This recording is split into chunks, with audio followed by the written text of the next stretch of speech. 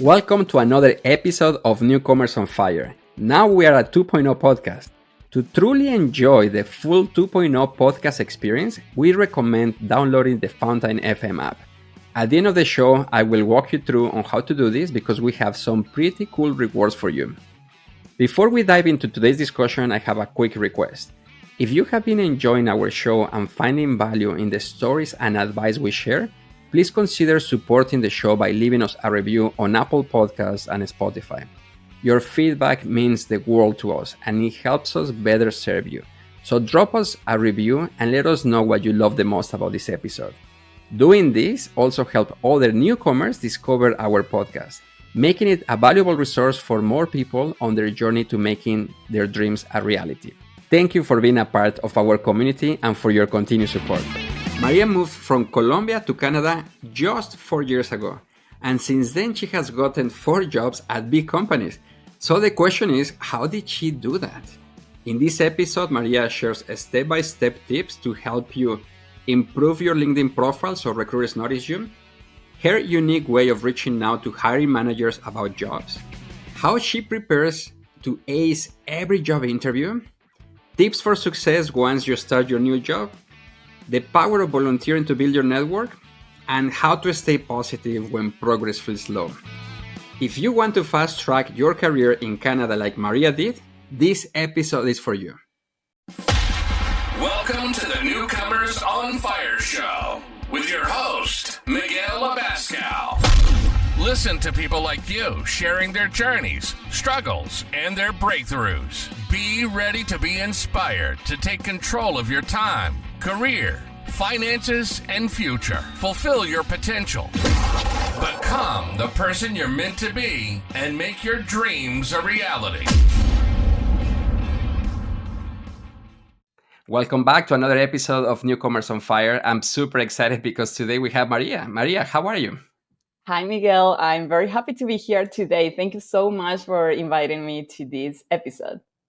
I'm more than excited because I've been following you on LinkedIn and oh boy, we can talk for a lot of different things. I see that you love traveling, you are giving AI speeches and you are everywhere. How you do that? I don't know. I think it's time management and a little secret. I'm married, so my husband is also my greatest support. He helps me a lot to be able to manage all the different activities that I do. So it's great to have a partner that can support you. But again, time management in addition to that. Exactly. And of course, if you're living what you are passionate, you find the energy and you find the time. That's amazing. So tell us more about yourself. I'm very intrigued. Who is Maria? What happened? Now you are here. Tell us more. Okay, how can I say everything in a few minutes? Let me get it started by sharing that by training, I'm an engineer. I was born and grew up in Colombia, moved here to Canada about 4 years ago, and found that my real passion lies in business analysis. And that role didn't even exist in Colombia. So I came here to Canada and realized that I have been a business analyst for so many years. So it's a very interesting field that I'm very passionate about. And then I found more about data and AI, and that's another passion that I have in my life. But more than my professional side, I'm also a resilient woman. I'm a person who is passionate to help others succeed. And that's what I've been trying to do during my whole career, not only growing, but helping other grow.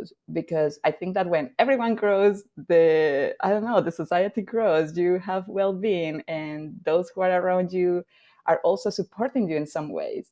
So yes, that's a little bit about what are my passions and how I try to spend my time here. That's amazing. And I knew that I like you so much because we have the same values. I also believe a lot in helping as much as possible everybody Mm-hmm. because everything always comes around. So that's Yes. why it's important. Tell us more about your decision to move to a new country and if everything got according to plan. Absolutely. Well, when I was 18 years old, I went to the US. There was this program called Au Pair that allowed you to live in this country and live with an American family and then study in your free time, per se. So I did that program for 2 years. I really like the American culture. I like how organized these countries are and how safe they feel. So when I went back home, I made it my mission to migrate, and I had different countries in mind. One of those was Germany, actually. I applied for a scholarship, but unfortunately, I didn't get it. So my husband, who was my boyfriend at the time, suggested, "Why don't we go to Canada? Look, these options and so on." And it sounded very interesting. So I did dive a little bit more, and I really like it. I like the country. I like the culture. I like all the diversity that I could see. So we decided to come here to Canada, and no, not everything worked as planned. There were so many things that I don't know, maybe internet sells you that everything is so easy, but Right. that's not the reality, right? So that's why I'm so happy that you're doing this podcast to show people what are all the challenges that you might encounter and how to solve them. Exactly, to come prepared because you're right. I remember going to expos, Canada Expo in Mexico, and it's Yeah. like everybody, you can earn $100,000 by working in this job, and they are looking for all the Mexicans they can find, and it's Uh, like, wow, this is just so easy, so amazing, right? But yes. to your point, the intention of this podcast is to share Mhm. all the information, all the practical advice for people to say, okay, now I know how to go better Mhm. prepare and to align my expectations more closely with reality, and also to connect with people that have done it already. Exactly. And simple things like finding your first apartment, finding where you're going to live, little things like that. I don't know how it's in Mexico, but in Colombia, you would go out with your notebook, with your pen in hand, and then you would start looking around and see the big signs telling you, oh, this is for rent, this is for rent. So you would note down the numbers and then call. But here, that doesn't happen. You have to go online, contact realtors, and I mean, I didn't know that before coming here. So those little things, if you happen to know it before coming here, would make the whole difference.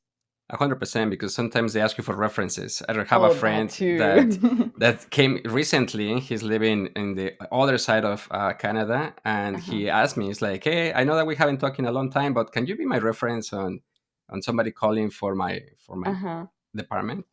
And it's like, for sure. And you're right, like simple as that is like, I don't know anyone. I just arrived and I need a house. How can I have a reference? Yes, I was asked for two cosigners. And to your point, I didn't know anyone, so it Yeah, was challenging. But yes, exactly. you get to the point. So tell me more about those early months, new culture, new beginnings. What Mhm. happened with your professional life? How you adapt your resume? Perfect. Well, even before coming here to Canada, I thought that getting a job would be super easy. I was used to the Colombian market where I would send my resume and I would get a lot of calls for interviews. So I was like, oh, this is gonna be easy. I'm gonna get a job even before landing in Canada. And that never happened. I started sending my same resume, the one that I used in Colombia. Big mistake because you have to adapt to the market where you're going, regardless whether it's Canada, UK, I don't know, wherever you go, you have to understand how the market works and adapt to it. You cannot pretend and assume that it's the same where you grew up. So that was my first and biggest mistake.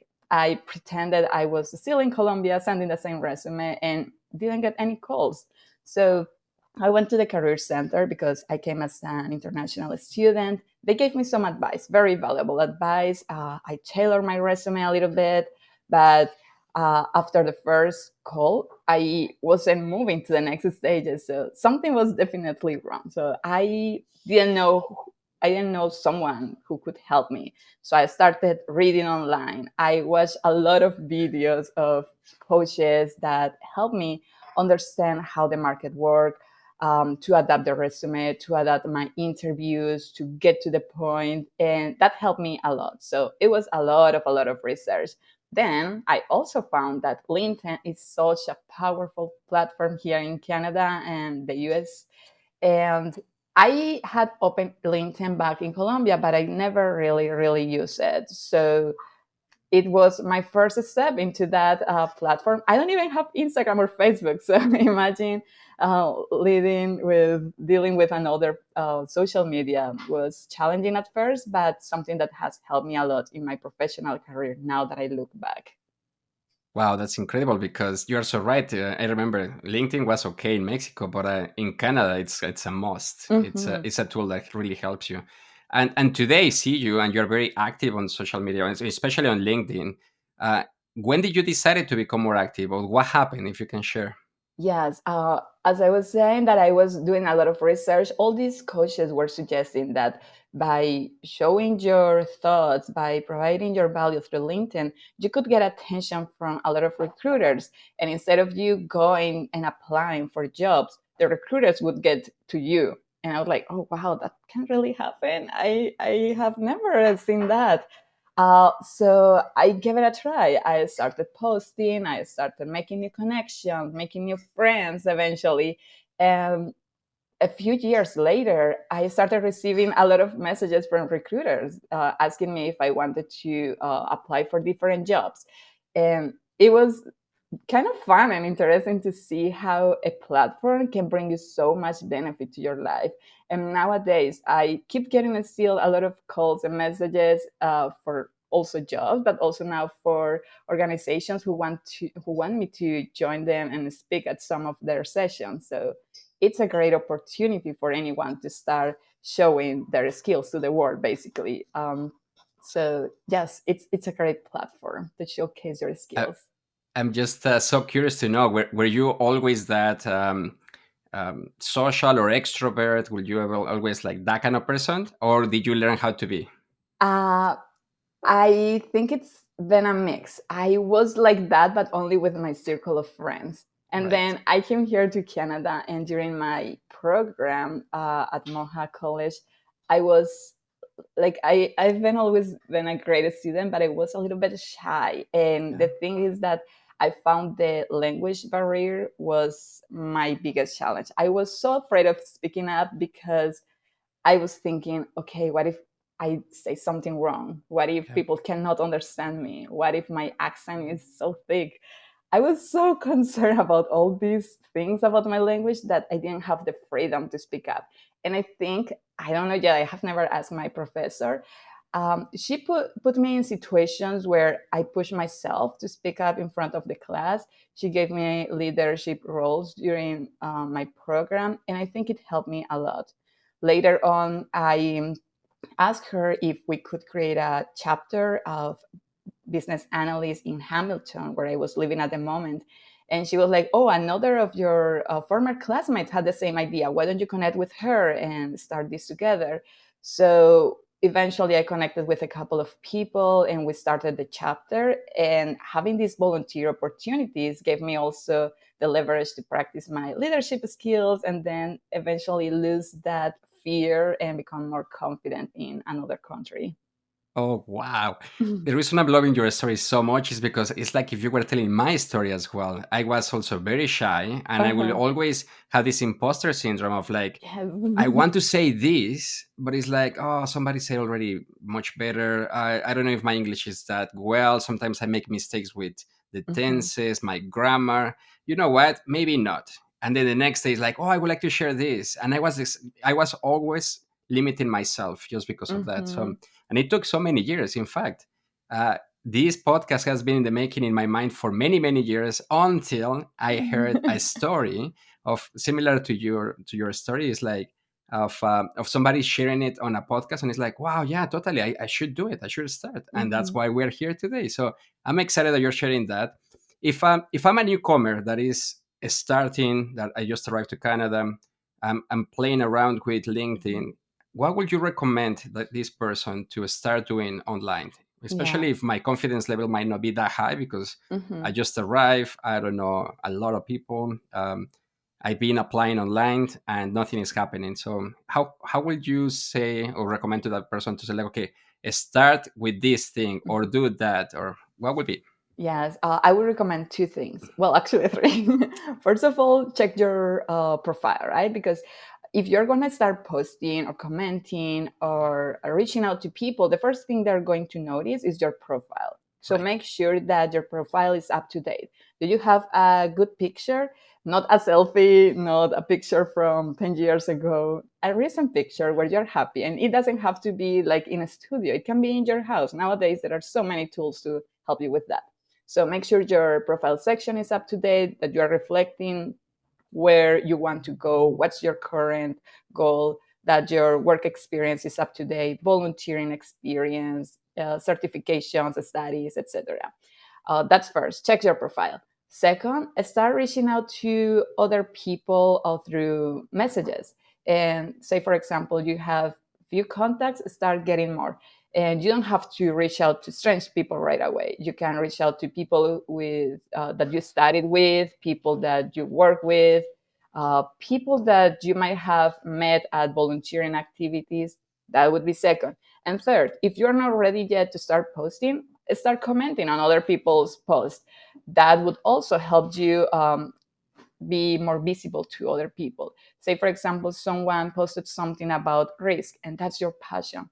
Comment your thoughts, provide your ideas. What do you think about that post? That would also help show people that you know about the topic and that you are an expert in that area. And then, whenever you're ready, then you can start posting and providing your ideas.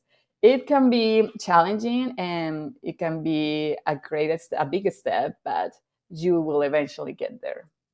Exactly. And I will just Mhm. add that once you do, consistency is king because the more Yes. you do it, that builds momentum. And to your point, opportunities, speaking engagement, everything just comes Mhm. to your way. Oh, Maria, this is incredible.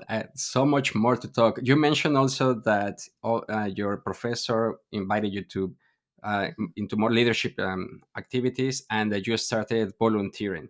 Can you tell us more about that and if volunteering was something big in Colombia? In Colombia, I try to volunteer, but I mean, I don't know how it's in Mexico, Miguel, but in Colombia, it's basically your life basically evolves around work. So you wake up Right, very early because you have to take the bus and get on time to work, but there's a lot of traffic, and then we work a few more hours than here in Canada, right. and then you have to go back home. And I mean, I never had the time or never made the time to volunteer, so I did it a few times, but it would be on Saturdays, but not so much. So when I came here in Canada and I found that I had so much time after work, I was like, oh, wow, I Yeah, can do a lot of things here. I started volunteering. And as I said, business analysis became a passion of mine. So volunteering has helped me in so many ways. I haven't found a job through volunteering, but volunteering has helped me make good connections. I have met people who have also become my friends, people who have become my mentors. Um, Volunteering also has helped me to become more confident in my skills. When I joined this chapter that I was mentioning, I was the youngest BA there and like the newest BA actually.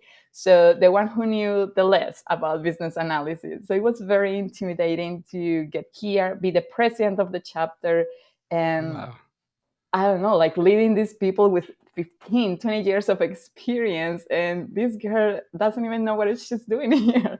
That was very challenging, but I started reading. I started checking how can I be a better leader of non-for-profit and things like that. So, as you said, I started breaking those barriers, those mental barriers, and empowering in myself and starting to put things into action. So, those activities helped me become more confident, as I was saying, and that was my stepping stone to start reaching out to other recruiters, feeling more confident at work as well, providing more insights.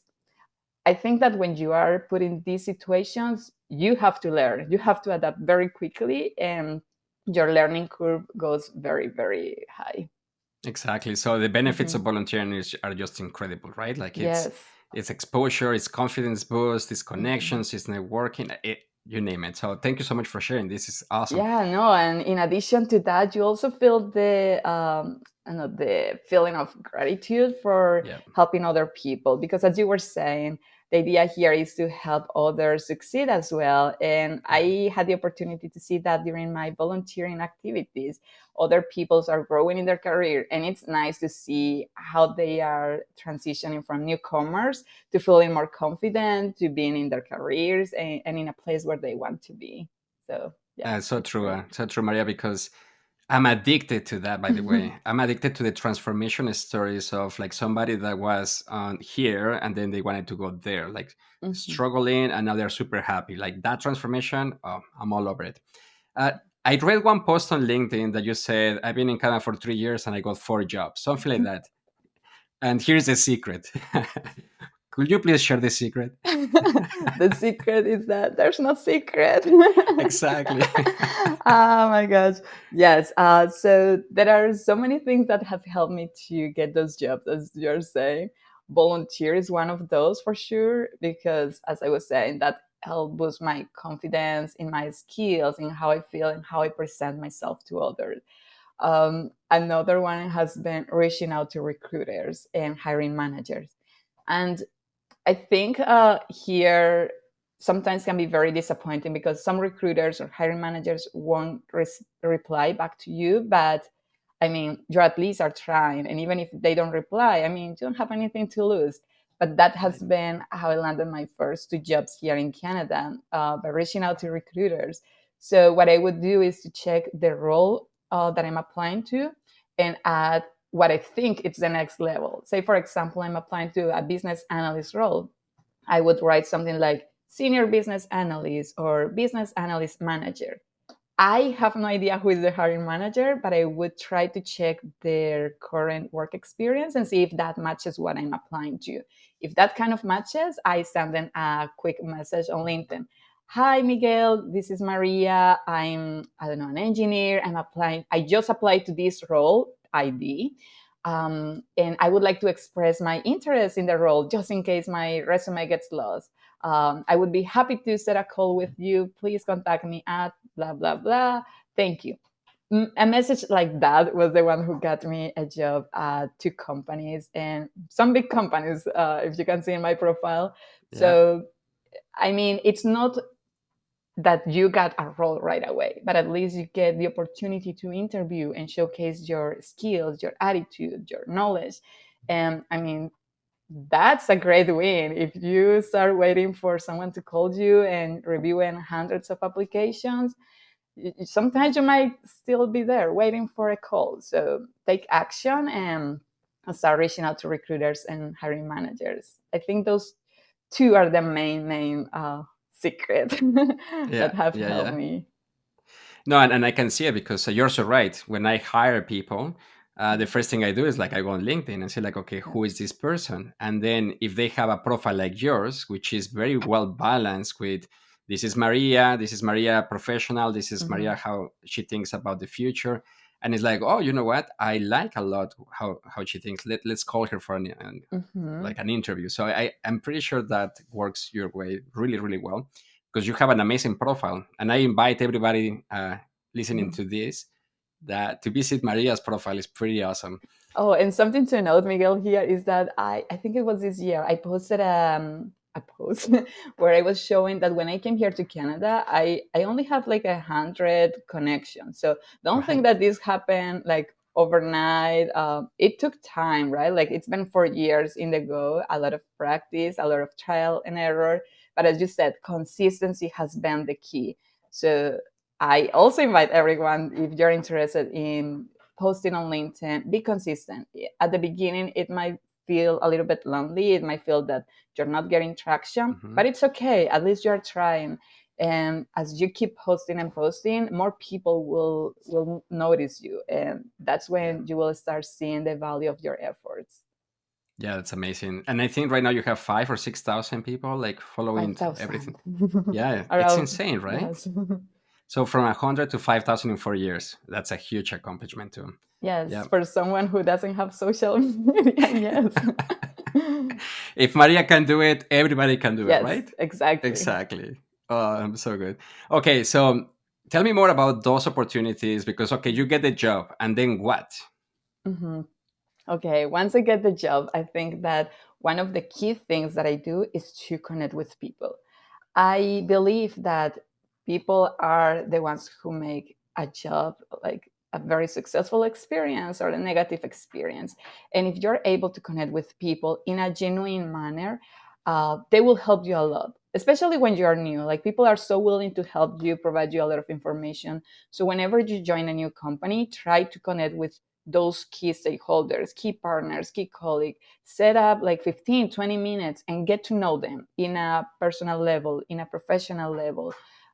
Take notes also, because then you're going to forget who is who has a dog, who has a cat. Things like that in the future will help you make that meaningful connection. And then when you are working in a project, if you feel comfortable working with someone, you'll feel more, I don't know, on ease to work together, to work towards the same goal. It will be smooth. Um, Also, draft your 30, 60, 90 plan, even if your manager Yeah. doesn't ask you for it, because that will help you keep accountable of the upcoming milestone, upcoming deliverables. And yes, that will help you succeed in your role, showing that, yes, you just have 30 days, but see, this is what I had planned. This is what I'm delivering. That will keep everyone accountable and show your value. What else can I tell you? One of my managers always suggests to report as much as you can, even if people are not asking you, because people like to be informed. Even if they're not micromanager, they like to know what are your results, what are you delivering. You don't have to tell, okay, I'm doing this from 6 to 7 or 7 to 8, but you need to show what is your outcome, your value. And if you don't advocate for yourself, no one will go and ask you, hey, are you ready for a promotion? No, you have to start showing from day one that you are ready for that next promotion, for that next step.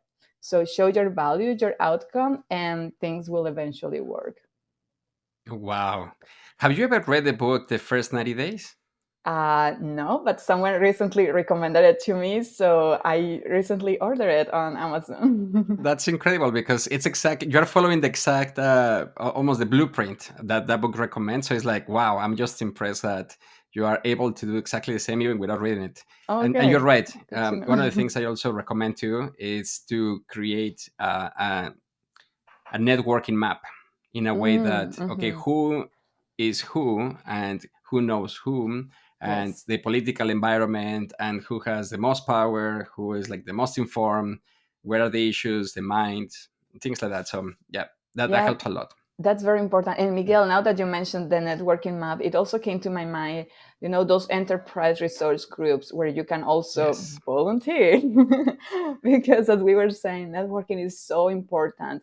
And someone once told me, in companies where you have like 20,000 people, like how you're going to stand out if you are not meeting other people. So if you have the time, try to join those enterprise groups, get to know other people while you are doing something that you really enjoy, like helping the community, helping some cultural groups, etc. So yes, I invite everyone to join a community like this. And if that community doesn't exist, create your own. So that's my Exactly. advice there. Oh, so true, so true. When I was working at TD Bank, I was also in an enterprise employee resource group. We call them too, and wow, it was incredible because you get Hmm. exposed to so many different executives. Now that I'm at Scotiabank, the exactly same thing. It's like it's amazing. The opportunity is just like they're Yes. blown away. Wow. So, what do you do anything? Do you do anything in specific to prepare for the interviews? Like, do because you get you get a lot of visibility Uh-huh. and you get invited to interviews, but how do you land those interviews? Okay. So for the work interviews, as I was sharing, yes, I reach out to managers, but once you get the interview, it's time for you to prepare. And I feel that sometimes I over prepare, but it's because of the experience that I had. And I'm going to share here very quickly. One of my dream companies has always been Siemens. And I had the opportunity to land an interview with them back in 2020, and I messed it up. I passed the first interview with the recruiter. That went well. And I felt that I'm ready. I'm ready for the next interview. I don't have anything to lose. I checked my resume, all good, but never prepare officially, never had the opportunity to rehearse. And I just went there, messed it up completely, never got the job. It was very sad because, as I said, it was my dream company, and yeah, it was painful. But that served as a lesson that I should never do the same. So now, Yeah. for every interview that I had, I over prepare. And when I say over prepare, I mean I have a bank of stories. So for every job that I've had, I've noted all my different key outcomes, my key deliverables that are aligned to my career. And I broke them down into the STAR method: the situation, task, action, result. So when I'm applying or I'm interviewing for a role, I take a few of those stories from my bank and I check which ones align more to the job that I'm applying to. And those are the ones that I practice the most. Another thing that I do is I have a bank of questions that are very similar between jobs, like tell me about yourself, or questions that maybe are not asked in the same way but perhaps are the same, like what are some of your opportunities for improvement. People ask it in different ways, but usually they ask that one. What are your strengths? Why should we hire you? How do you see yourself in a few Mhm. years? What are your goals? Why this company? Why this role? Questions like that. So I prepare them as well, I type them down, and then I have a good friend of mine who has been like a key in my job experience here in Canada, and she helps me to rehearse. So we set up a Zoom call. She asks me questions, I reply, and then she gives me advice or feedback. But if you don't have a friend like her, you can also rehearse and practice with yourself through a Zoom call. Record yourself, or practice in front of the mirror. In that way, you can see how's your body language, what are your words, what are the most repetitive words, are you actually delivering the message, and things like that would help you feel more confident and ready for that interview. Oh wow, Maria, it's exactly how I do it too. I'm so blown away because it's like, yeah, I have an inventory of stories, and the Uh-huh. stories are more powerful because I learned that you can always say like, yes, I increased 300% productivity, and I doubled sales, and I reduced costs Yes. by 50%, and it's like, okay, so what, So right? what? Yes. But if you share a story, and I Mhm. remember sharing one story about my grandma, and I got hired on the spot because of the story of my grandma, Oh, and and wow. and since then I was like, oh, stories work. They are very sticky. They make you Hmm. very memorable. And then of course I created so many different stories about projects, situations, difficult conversations, and things like that. But you're right. You need to prepare and you need to go over. And I write down my answers because again, my English is not my first language, so you just need to prepare that I'm not making a Exactly. mistake, and not to memorize it, but just like, okay, this is my general outline. Uh-huh. Wow. And I think it was on the first podcast, on the first episode of your podcast. Someone was mentioning how her communication skills and her transferable skills helped her land a job. And I invite everyone to, to look at that episode because it's also good to hear how your communication can impact the way that you are delivering the message and whether you get the job. So Yeah.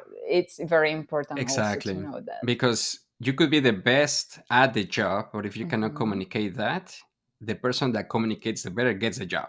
Yes. So isn't that crazy? I know, like, but it's true. Like, you will get a lot of resume, a lot of applicants with same skills. Like, everyone is an engineer, everyone is a business analyst. They have all work and deliver a lot of outcomes. But Yeah, what makes you different from them? That's where your value and your exactly. opportunity will come. Exactly. Share the story of your grandma. And then You have to tell us that story. yes, oh, you're going to love it. You're going to love it. We need to do another episode about storytelling because I think you and I were going to have a lot of really good stories. Yes, for sure. Um, Very quickly, if you could send a tweet to yourself before taking the plane to come to Mhm. Canada, what would you say? What would you send? Oh my gosh, I would say, Maria, please be patient. Things doesn't happen overnight. Right? Oh wow, yes, it took me a while to understand that, Miguel. I came here to Canada and I wanted to have the same life that I had in Colombia. in the sense that I wanted to have that great job right away. I wanted to have my PR right away. I wanted everything now. And as we were discussing today, things take time and you have to work for them. And if you don't think that you are seeing results, you might be wrong.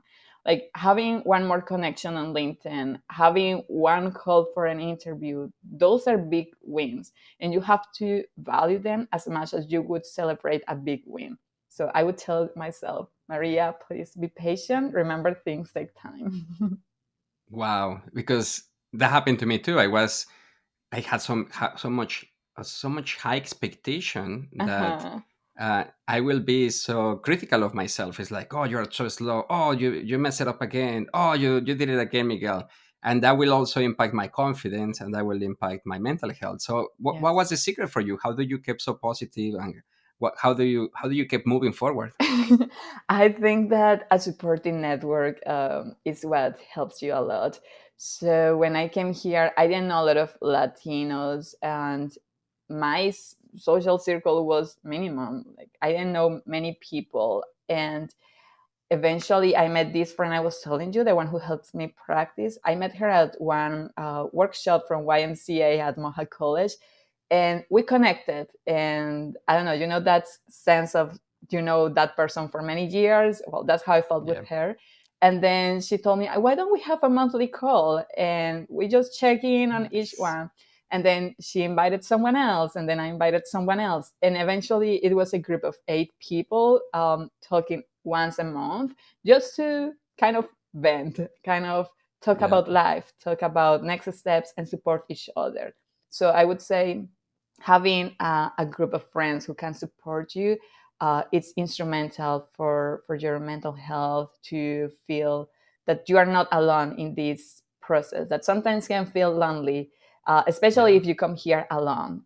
So yeah. I invite you that to rely on your friends and in your group of friends. Yes, and if you don't find a community, as I was saying before, start creating this group that we created. Reach out to one person, and eventually the person will bring someone else, and so on, and have those calls so that you feel that you're not alone. Yeah, you're so right. In fact, for anybody feeling like that, we invite you to reach out because Hmm. we are a show, we're a podcast, but also a community, and we're here Yes. to help. So definitely. Maria, very quickly, if you had a billboard accessible and visible to all newcomers in Canada and in the world, what would you say to everybody? uh, don't lose sight of your goal. Don't lose sight of your big goal, because then, sometimes we come here and we think, as I was saying, that if I don't see a result right away, I'm gonna feel that things are not working out. But in reality, we are working toward that big goal. So, what is your big goal? Why you really came here to Canada? And remember that whatever you are, this is momentarily. That things will happen, whether they are good or bad. So, if they are good, enjoy them. If they are bad, remember it's not gonna be forever. So, I would say that don't lose sight of your big goal. I love it. I'm so excited. Um, yeah, like how can people reach out to learn more about you, what you are doing? I'm encouraging everybody to connect with you as well because, or at least to follow you on LinkedIn because every day you post something super amazing. Yeah, LinkedIn is the only way where I'm really active. I don't have Facebook or Instagram, but yes, LinkedIn is the right place to go. And now that I recently finished my master's, I will have more time to do some coffee chats and help as much as I can with your resume reviews, or just having another pair of eyes, or having these mock-up interviews for you to land your next opportunity. That's incredible. Oh, Maria, any last thoughts? Anything that we forgot to mention? No, I think that I would just say to everyone, remember that you're so valuable, that everything you did in your home countries is as valuable as it was there. So don't feel discouraged because you're in a new country, because you are an international student. All that experience that you had uh, previously used or gained, you can use it here as well. Don't think that you are starting here from zero. You are starting here, yes, new and fresh, but all your experience come with you. So keep that in mind and start feeling more confident about yourself. I love that. I love that. Do you want to hear my biggest mistake related to a business analyst? I want to hear it, of course. Let's learn about it. Yeah, exactly. Because you know what? Sometimes you learn a lot about success, but I think you learn Uh-huh. even twice as more from mistakes Oh, as well. yes. And I've seen that you have been posting some, here's the mistake I made. And it's like, oh, it's very refreshing too. So my mistake in Mexico, business analyst is not a thing. It's like, it's not a specific role. So when I came to Canada, I was like, well, you know, I like crunching numbers. I'm pretty good at uh, doing financial projections. Yeah, I really like to analyze businesses because that's the thing I do, no? So I went to online and it's like, oh, University of Toronto, they are doing a certification of business analysis. Like, yeah, I would like to learn how to analyze businesses. So I took the certification. I took the first, I guess, semester, and it's like, wow, it's like I learned a lot, but I'm wondering when I'm going to start analyzing businesses. I took the second semester, the same thing, and by the end of the third, I was like, okay, I finished the certification, and I still don't know how to analyze businesses. And then, long story short, I was like, oh, I feel so dumb because business analyst is no other thing that just like, well, of course, they do a lot of things, but Yeah. I guess the biggest one is to be a bridge between business and technology, and is more about gathering requirements and elicit requirements and understanding requirements. So I learned a lot about that, but I never learned about how to analyze a business. So yeah, it's different. Business analysis is such a big field that yes, you Yeah. get to do a lot of things there. But very interesting, Miguel. I didn't know you had studied that. Yeah, I have my certification and everything, but because I started, it's like I'm going to finish it. But Uh-huh. at some point, I was like, yeah, I don't think this is for me because I don't do this. But I have it. Yeah. Oh, good to know. But my recommendation to everybody is that before you go and do what Mhm. I did, trial and error and just jump on it and take it is good. I Mhm. connected with a lot of people. I got mentors. That was great. But of course, if money is tight, just ask somebody, Yes. and it's like, is this exactly what I'm thinking it is? Because it might Uh-huh. be completely different. Yeah, it's all about networking, right? That It's all about connection will networking. help you understand if that is the right path or not for you. Yeah, completely. Well, Maria, it has been a pleasure talking to you today. I knew that it was going to be amazing. I'm hoping that we can do this again because there is so much more that we can go and talk. But I appreciate your time, and I appreciate so much how you give so much advice and your tips and all the insights to for everybody to share. So thank you so much for that. Oh, thank you so And much, I Miguel. I wish you all the best. Thank you. And thank you for the invitation. Have a great day. Thank you. A newcomer came to study his MBA with only 12 weeks left before his work permit expired, and after 500 job applications that failed. The question is, will he finally make it in Canada? In the next episode, you are going to find out. Hey, thank you so much for listening to the show. Now we're excited to take your podcast experience to the next level. But what is exactly Podcasting 2.0? Well, let me tell you, it is the evolution of podcasting. With Fountain, you are not just a listener, you're an active participant who can earn money by engaging with your favorite shows. It is a game changer. Getting started is very simple. In the show notes, you will find the link to download the Fountain app. Once installed on your phone and your account is set up, search for Newcomers on Fire and hit the follow button. Don't forget to do the same for all your favorite shows. Now, here is where it gets exciting. As you listen to our episodes, you will earn sats, which is real money. Keep an eye on Fountain's homepage for promoted episodes where you can earn up to 100 sats just for listening to Newcomers on Fire. When you like our episodes and you create a clip, for a limited time we will send you 200 sats. And guess what? If the community likes them, you will receive even more sats. It's amazing. You can use the sats you have earned to send us a boost, which is like a mini payment with a message. We are super active and responsive, and we make sure to respond to almost every boost we receive. Plus, we give a shout out to our top boosters from previous episodes. If you are feeling extra generous, you can top up your Fountain wallet with a bank card or a Lightning transfer from a Lightning app. Supporting your favorite podcasters has never been this easy. The easiest way to learn is just to get started. If you have any trouble or questions, just go to support at Fountain. The team is amazing, extremely helpful, and responsive. And that's it. You are now fully equipped for Podcasting 2.0 on Fountain. Happy listening, engaging, and earning sats. We hope you enjoyed this show and that it helps you to find your way or make your way. If you found value, share it with someone who needs it. Until next time, to your success.